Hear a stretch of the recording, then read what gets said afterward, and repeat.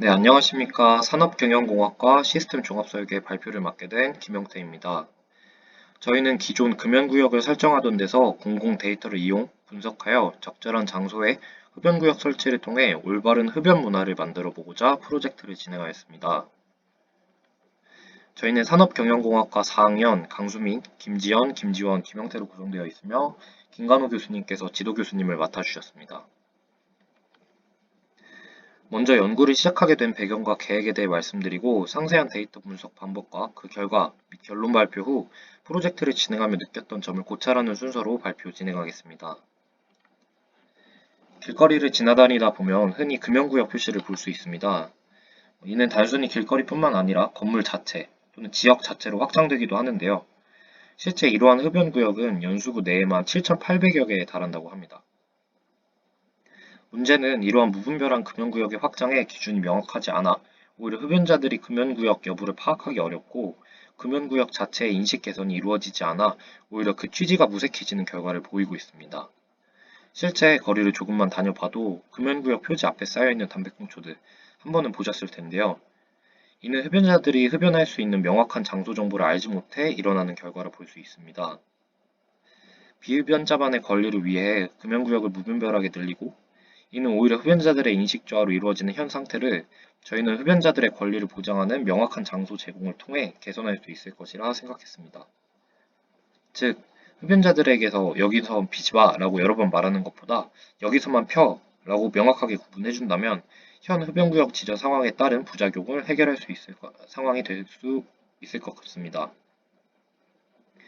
실제 앞선 연구 흡연 관련 설문에 따르면 길거리 흡연구역 조성 찬성률이 비흡연자, 흡연자 모두 70% 이상 기록하며 시민들의 의견 역시 흡연구역을 조성하는 것이 현 상황을 개선할 수 있을 것이라 여기고 있습니다. 따라서 저희는 데이터 분석을 통해 적절한 위치에 흡연구역을 설치하여 올바른 흡연 문화를 형성하여 현 흡연 문제를 해결하고자 이번 프로젝트를 진행하게 되었습니다. 연구 계획은 먼저 흡연율은 변화가 없어 흡연자 수와 인구수가 비례한다는 조건 하에 유독인구를 반영한 공공 데이터를 수집하여 후보군을 지정하고자 합니다.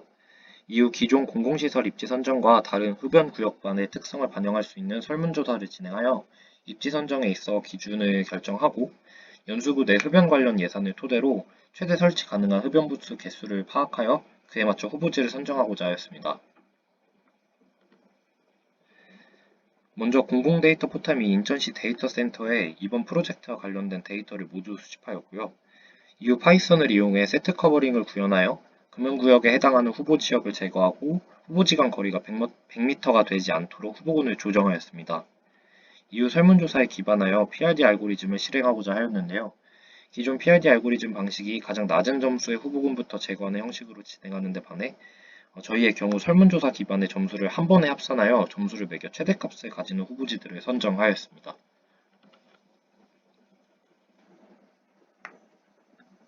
모든 데이터 처리 과정과 선정 함수들은 파이썬으로 구현하였고요. 실행 환경은 파이썬과 주피터 노트북을 사용하였습니다. 기본적으로 다른 프로젝트와의 중복 오류 발생 방지를 위해서 아나코다 명령어로 새로운 가상 환경을 설치하였고 파이썬 버전은 3.6을 설치하였습니다. 이후 PIP 명령어로 필요한 모듈을 설치하였는데요. 기본적으로 데이터 프레임으로 데이터를 받아왔기 때문에 판다스와 넘파이 설치를 진행했고요. 이후 주소 데이터를 위도 경도 데이터로 변환하기 위해서 구글맵 API를 설치하였습니다. 해버사인이라는 모듈 같은 경우 위도와 경도 데이터를 입력하여 두 위치 간의 거리를 계산해주는 라이브러리고요. 마지막으로 최종 위치들을 시각화하기 위해 폴리움 라이브러리를 설치하였습니다.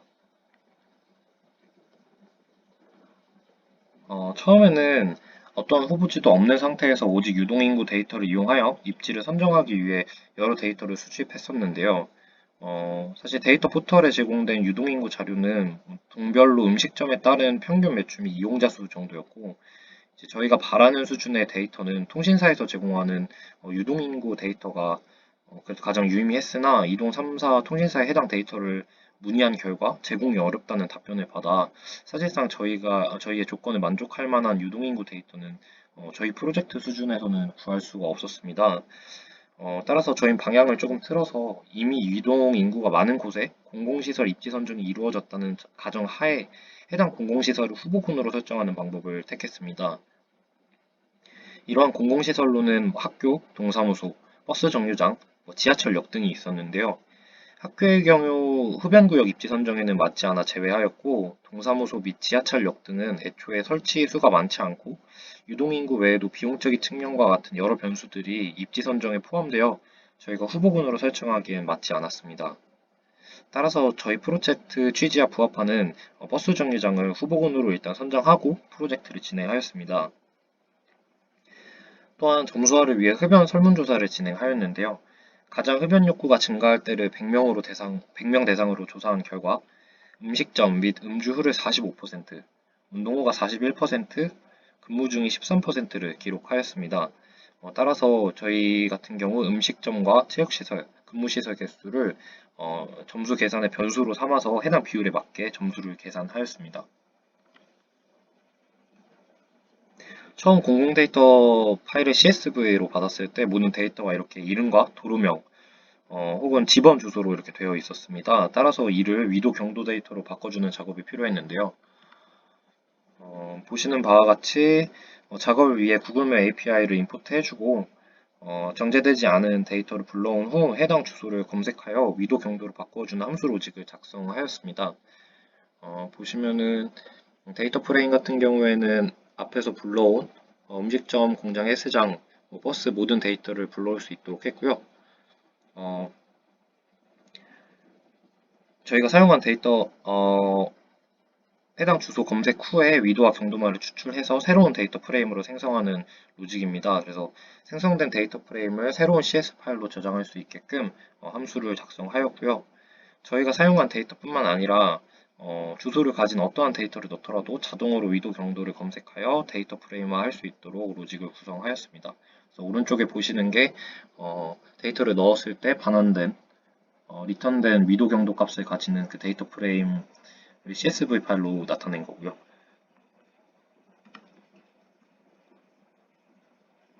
금연구역과 흡연 공간의 분석을 통한 흡연 공간과 서울 시민의 행복 증진의 인과관계 연구라는 서울연구 논문 공모전에 따르면 흡연자가 흡연을 위해 이동할 의향이 있는 최대 거리가 100m로 조사되었습니다. 그래서 저희도 이에 맞게 연수구 내 395개의 버스 정류소 중 길 건너편에 위치하여 중복되는 정류장과 정류장 간 거리가 100m 이내인 정류장을 찾아내어 제거하는 세트 커버링 모델을 작성하였습니다. 이렇게 작성한 모델을 파이썬 함수로 작성했는데요. 앞에서 설명한 해버사인 라이브러리를 임포트하여 395개의 버스 정류소 인덱스를 하나씩 다 가져와서 나머지 인덱스와의 거리를 계산하였습니다. 그래서 100m 이내에 정류소가 있을 시에 해당 인덱스를 딕셔너리 형태로 저장해서 기존 버스 정류장 위치 CSV 파일에서 해당 인덱스를 삭제하고 새로 CSV 파일을 저장하는 함수를 작성하였습니다. 이 역시 몇 개의 버스 정류소 상관없이 위도 경도 데이터만 있으면 어떤 지역이든 버스 정류소 데이터 상관없이 중복되는 정류소를 제거할 수 있습니다. 이후 법적으로 학교 및 어린이 시설 주변 50m는 금연구역으로 지정되어 있기 때문에 해당 학교와 어린이집 데이터를 불러와 똑같이 해버사인 라이브러리를 통해 학교 및 어린이집 50m 이내에 정류소가 위치하는 경우 해당 정류소도 제거하여 CSV 파일로 저장하게끔 파이썬 코드를 작성하였습니다. 이후 점수화를 위해 위 조건을 만족하는 버스 정류소, 음식점, 헬스장, 회사 데이터를 불러왔고 기존 PRD 알고리즘을 조금 변형해 흡연자가 흡연을 위해 이동할 의향인 최대거리 100m 이내에 몇 개의 음식점, 헬스장, 회사를 가졌는지 파이썬 코드를 작성하였습니다. 예를 들어서 1번 인덱스의 정류소 100m 반경 이내에 9개 음식점, 2개의 헬스장, 1개의 회사가 있는 경우 새로운 데이터 프레임을 만들어서 1번 정류소의 경우 음식점 9개, 헬스장 2개, 회사 1개 이런 식으로 저장하게끔 로직을 작성하였고요.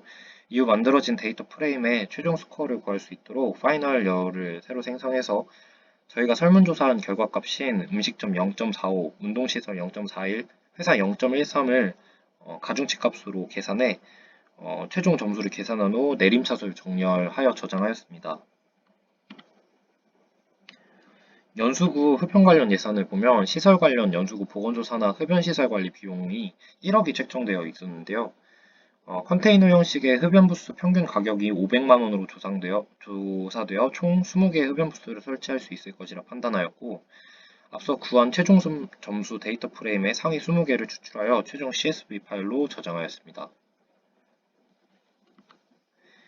보시는 화면이 상위 20개 지역, 그러니까 20개 정류소의 항목별 개수와 총 점수 값인데요. 제일 왼쪽에 보시는 게 이제 정류장 인덱스 번호라고 생각하시면 되고, 1등항 같은 경우 음식점의 개수가 76개, 헬스장의 개수가 7개, 회사 같은 경우에는 100m 반경 이내에 하나도 없는 것을 볼 수 있고, 총 점수 같은 경우에는 아까 말씀드린 그 설문조사를 토대로 가중치를 곱해 계산한 결과값입니다.